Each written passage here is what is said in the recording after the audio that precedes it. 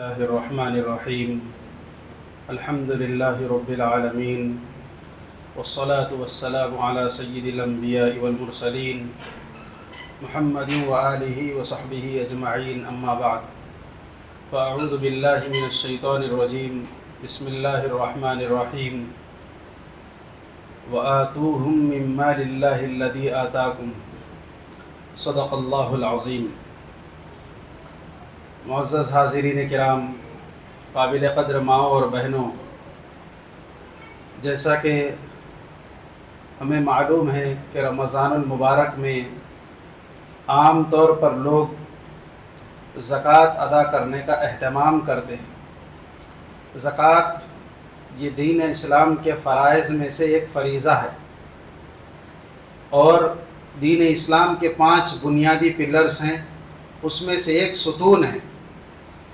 جو شخص زکوٰۃ کا انکار کرے گا وہ اسلام سے باہر نکل جائے گا، کافر ہو جائے گا۔ یہی وجہ ہے کہ حضور پاک صلی اللہ علیہ وسلم کے اس دنیا سے پردہ فرمانے کے بعد ایک ٹیم ایسی اٹھی تھی جس نے انکار کر دیا تھا کہ ہم حضور کی ساری باتیں مانیں گے لیکن زکوٰۃ والی چیز کو چھوڑ دیجئے، ہم زکوٰۃ کے کانسیپٹ کو ایکسیپٹ نہیں کرتے۔ تو حضرت ابوبکر صدیق رضی اللہ عنہ نے ان سے جہاد کا فیصلہ فرمایا۔ لوگوں نے کہا کہ ان سے کیوں جہاد کر رہے ہیں، وہ تو کافر نہیں ہے، نان مسلم نہیں ہے۔ تو فرمایا کہ خدا کی قسم، حضور صلی اللہ علیہ وسلم کی لائی ہوئی شریعت میں سے اگر کوئی ایک بات کا بھی انکار کرے تو پھر اب اس کے بعد کوئی آدمی مسلمان نہیں رہ جاتا، چاہے وہ کلمہ پڑھ رہا ہو، چاہے وہ نمازیں پڑھ رہا ہو، قرآن پڑھ رہا ہو۔ تو اس سے پتہ چلا کہ زکوٰۃ کا انکار کرنے والا شخص ایمان کی باؤنڈری سے باہر ہو جاتا ہے، نان مسلم ہو جاتا ہے۔ تو زکوٰۃ پر ایمان لانا ضروری ہے، اس لیے کہ اس کا حکم جگہ جگہ قرآن میں دیا گیا ہے۔ اور کوئی شخص زکوٰۃ کو مانتا تو ہے مگر دیتا نہیں ہے تو ایسا آدمی سخت گناہگار ہے، فاسق اور فاجر ہے، اور اسے سخت سزاؤں کا سامنا کرنا پڑے۔ دنیاوی سزائیں بھی اس کے ساتھ ہے، اخروی سزائیں بھی اس کے ساتھ۔ اب زکوٰۃ ایک ایسی چیز ہے جس کا تعلق مال سے ہے، اور مال کے بارے میں اللہ تعالیٰ نے فرمایا وَإِنَّهُ لِحُبِّ الْخَيْرِ لَشَدِيدٌ۔ آدمی کو مال سے بڑی زیادہ محبت ہے، بہت زیادہ محبت اور لگاؤ ہے۔ تو جہاں مال کا معاملہ آ جاتا ہے تو بندہ ٹیڑھا ہو جاتا ہے۔ لوگوں سے بھی آپس میں تعلقات اسی وقت خراب ہوتے ہیں جب مال کا معاملہ آ جاتا ہے، اور جب بندے کی دینی تربیت نہ ہو تو خدا سے بھی اس کا معاملہ ٹیڑھا ہو جاتا ہے اور عجیب عجیب بہکی بہکی قسم کی باتیں کرنے لگتا ہے۔ اور اللہ معاف فرمائے، حضور پاک صلی اللہ علیہ وسلم نے فرمایا کہ قیامت کے قریب ایسا زمانہ آئے گا کہ لوگ زکوٰۃ کو ایک تاوان سمجھیں گے، ٹیکس سمجھیں گے، اور ٹیکس کو کیا کرتے ہیں لوگ بوجھ سمجھتے ہیں، اور پھر کیا ہے اس سے بچنے کی کوششیں کرتے ہیں، اور جب دیتے بھی ہیں تو دل کی خوشی سے نہیں دیتے۔ تو یہ سب کب ہوگا؟ جب لوگوں کے اندر دین کا بیس تیار نہیں ہوگا۔ دلوں میں جب دین کا بیس اور پلیٹ فارم تیار ہو جائے گا تو پھر زکوٰۃ بوجھ محسوس نہیں ہوگی۔ جب اندر سے دین کی سمجھ نہیں ہوگی تو پھر زکوٰۃ بوجھ محسوس ہوگی۔ دیکھیے آدمی کیا کچھ نہیں کرتا ہے کہ آج کل افطار ہی کو لے لیجئے کہ افطار کرانا ہے، لیکن معلوم ہو جائے کہ آپ کی طرف سے افطار ہے تو پھر 5 کی جگہ 10 اور 10 کی جگہ 50 خرچ کرنے تیار ہے، جہاں اپنی نام ہو، شہرت ہو۔ اور اسی طریقے سے اگر کوئی ضروری ریکوائرمنٹ بتایا جائے تو 10 دفعہ سوچیں گے کہ مجھے یہ دلانا چاہیے نہیں دلانا چاہیے، ڈونیشن کرنا چاہیے نہیں۔ لیکن اگر معلوم ہو جائے کہ ایک بڑا ایونٹ شادی کے نام پہ اور ولیمے کے نام پہ، تو اب اس میں خاندان میں اور ہر جگہ واہ واہ ہوگی تو دل کھول کے خرچ کریں گے، وہاں یہ نہیں سوچیں گے، قرض بھی کر لیں گے اور سوچیں گے کہ بعد میں ہم اس کی کوئی شکل بنا لیں گے، اس لیے کہ وہاں آدمی کا نفس خوش ہو رہا ہے۔ لیکن راہ خدا میں خرچ کرنا، یہ اللہ کے لیے خرچ کرنا، اپنے نفس کو مٹانا ہے اور اپنے نفس پہ چھری چلانا ہے، تو یہاں آدمی کو تھوڑا سا لوڈ محسوس ہوتا. اس کی وجہ یہ ہے کہ آدمی نے ابھی سمجھا نہیں، مال کو بھی نہیں سمجھا، اپنے آپ کو بھی نہیں سمجھا اور اپنے رب کو بھی نہیں سمجھا. اس لیے کہ وہ یہ سمجھ رہا ہے کہ میرا مال ہے، اور پھر اب اس میں یہ سوچتا ہے کہ میرا مال ہے، میں جیسے چاہے استعمال کروں، اور اس میں سے بھی اتنا دینا ضروری ہے، اور یہ بھی دینا، اور اس کی بھی زکوٰۃ ہے، اور فلیٹس کی بھی ہے، اور بزنس کے اس کی، اور جو ہے جو سیونگز ہیں اور جو ڈپازٹس ہیں اور جو چٹھیوں میں پیسے، اس کا بھی حساب کرنا ہے. اور ایک پلاٹ ہم لے کے رکھے تھے جو ہے شادی کے ٹائم پہ اور حج کے نام سے، اس کی بھی دینا ہے. تو ہر ایک کا نام لیتے جائیں گے اور دیدے پھاڑتے جائیں گے، اس کی بھی اور اس کی بھی اور اس کی بھی. یہ سب کیوں ہو رہا ہے سوال؟ اس لیے ہو رہا ہے کہ مال کو اپنا مال سمجھاؤ. حالانکہ اسلام ہماری یہ تربیت کرتا ہے کہ نہ مال تمہارا مال، نہ جان تمہاری جان. سر سے لے کے پیر تک کوئی سی بھی چیز ہے اس پہ ہاتھ رکھو کہ سر کے بال ہے. ہم بول لے رہے تو صحیح ہمارے بال ہے، بلکہ بزرگان دین یہ فرماتے ہیں کہ تمہاری چیز اسی وقت ہو سکتی ہے کہ یا تو تم نے خریدا ہو یا تم نے بنایا ہو. اب بتاؤ کہ بالوں کو تم نے بنایا یا پھر اس کو خریدا ہے؟ دو بھی نہیں کیے، بلکہ یہ بال اللہ کے دیے ہوئے، اور یہ کھوپڑی ہے، اس میں دیا ہوا بھیجا اللہ کی طرف سے. عقل یہ کس کی ہے؟ یہ اللہ کی ہے. سر سے لے کے پیر تک آنکھ اتنی بڑی نعمت ہے، کس کی ہے؟ ہماری نہیں ہے، یہ اللہ کی دی ہوئی ہے.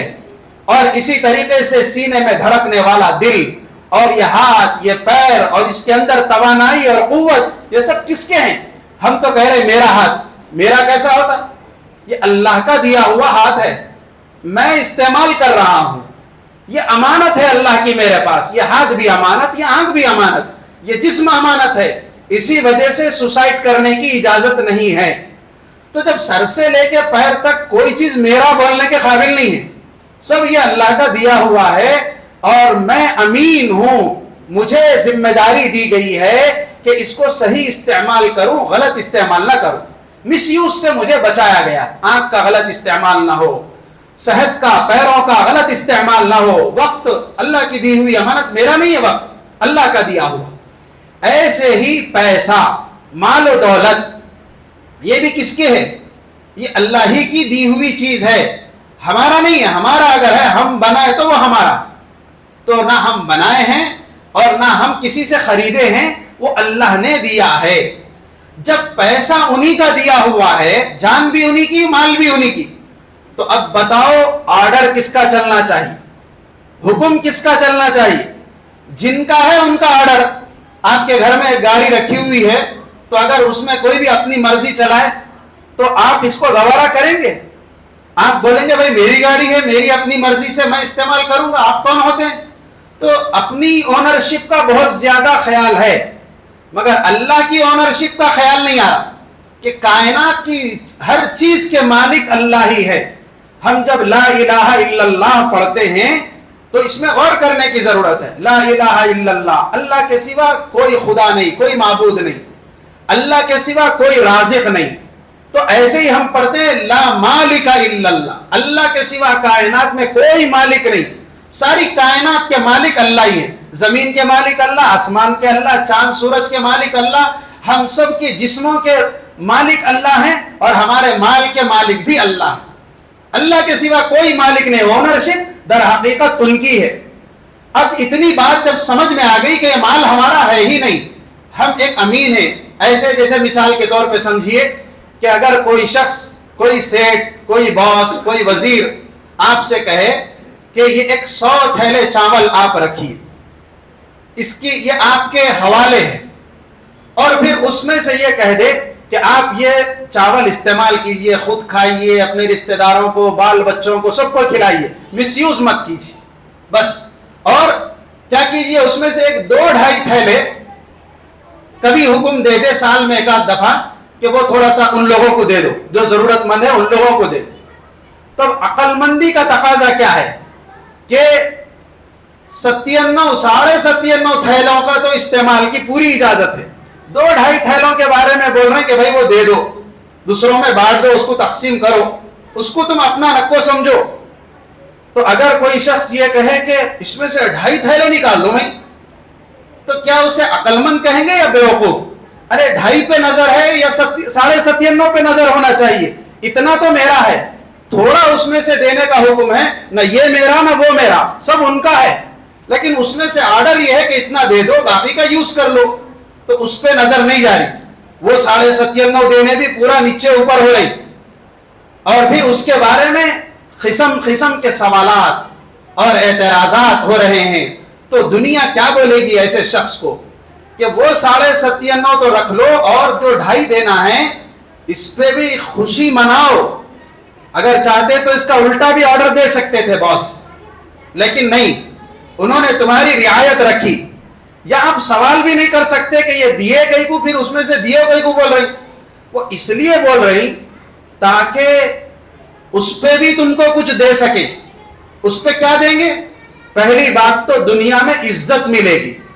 جن جن لوگوں کو تم خرچ کرو گے تو لوگ یہ سمجھیں گے کہ ارے سیٹھ صاحب ہے، انہوں بڑے سخی ہے، نیک ہے، خیال کرنے والے ہیں، تو تمہاری نیک نامی ہوگی. وہاں 4 لوگوں میں جب تم خرچ کریں گے تو لوگ عزت کی نگاہ سے دیکھیں گے، دعا دیں گے. تو لوگوں میں تمہاری اور عزت بڑھانے کے لیے تم سے یہ کہا جا رہا ہے کہ تم دو، باقی دے رہی وہ اللہ ہی. جو زکوٰۃ کے نام پہ ہم خرچ کرتے ہیں 2.5%، وہ اللہ ہی دے رہے ہیں، ہم تھوڑی دے رہے ہیں. لیکن اللہ ہمارے ہاتھ سے دلوا رہے ہیں تاکہ ہم کو عزت ملے، تاکہ دعائیں ملے، تاکہ محبتیں ملے، تاکہ خوشیاں نصیب ہو. اور پھر وہ دینے پہ بھی بہت کچھ دینے والے ہیں کہ زکوٰۃ کا مال آدمی جب دیتا ہے تو مال کم نہیں ہوتا، مال میں اضافہ ہوتا ہے. زکوٰۃ اور حج ایسا عمل ہے کہ اس سے مال کبھی گھٹتا نہیں. کبھی نہیں سنے ہوں گے آپ کہ لوگ زکوٰۃ دے کے کنگال ہو گئے یا حج کر کے پھر 0 پہ آ گئے. ہاں یہ ضرور سنے ہوں گے لوگ شادیاں کر کے ذاتی پراپرٹی بھیج کے اب کرائے پہ آ گئے اور اچھی آبادی میں رہتے تھے، وہاں سے نکل کے ایک دم سلم بستیوں میں جی رہے ہیں، شہر چھوڑ کے اب ڈسٹرکوں میں جا کے رہ رہی. پہلے خود اپنے گھر میں رہتے تھے، اب بیٹی کے گھر میں رہ رہی. یہ سب سننے میں آئیں گے تماشے. وہ شوق پہ ناجائز غلط جگہوں پہ خرچ کرنے کے نتیجے. زکوٰۃ دے کے کوئی کنگال ہوا یہ نہیں سننے میں آئے گا، اور حج کر کے کوئی آدمی جو ہے قلاش ہوگا یہ نہیں سننے میں آئے گا. اس لیے کہ اللہ کا وعدہ ہے، اس میں ہم نے برکت رکھی، اس میں ہم اور اضافہ کر دیتے ہیں. تو بہرحال ہم کو سب سے پہلے یہ بات سمجھنے کی ضرورت ہے کہ مال ہمارا ہے ہی نہیں، تو اس میں چاہے مال ہو چاہے جسم ہو، اب ہمارا نہیں ہے تو کس کا ہے؟ ان کا ہے. ان کا یعنی اللہ تعالیٰ کا ہے. جب اللہ تعالیٰ کا ہے تو مرضی بھی انہی کی چلے گی، حکم بھی انہی کا چلے گا. اس لیے کوئی شخص اپنے جسم کے بارے میں یہ نہیں بول سکتے میرا جسم میری مرضی بول. یہ لبرل لوگوں کی طرف سے سلوگن دیا جا رہا ہے اسکولوں میں، کالجوں میں اور مختلف سماج کے طبقات میں. یہ بات بہت عام ہوتے جا رہی ہے، میرا جسم میری مرضی، میں پردہ کئی کو کروں، میں شوہر کی کیوں مانوں، اور میں ایسا کیوں کروں اور میں ویسا کیوں کروں.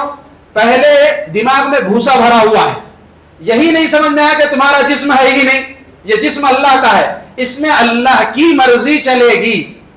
اور جو کچھ تمہارے ساتھ پیش آتا ہے، بھوک کب لگتی ہے تم کو؟ جب اللہ کی مرضی ہو. نیند کب آتی ہے؟ جب اللہ کی مرضی ہو. صحت کب ملتی ہے؟ جب اللہ کی مرضی ہو.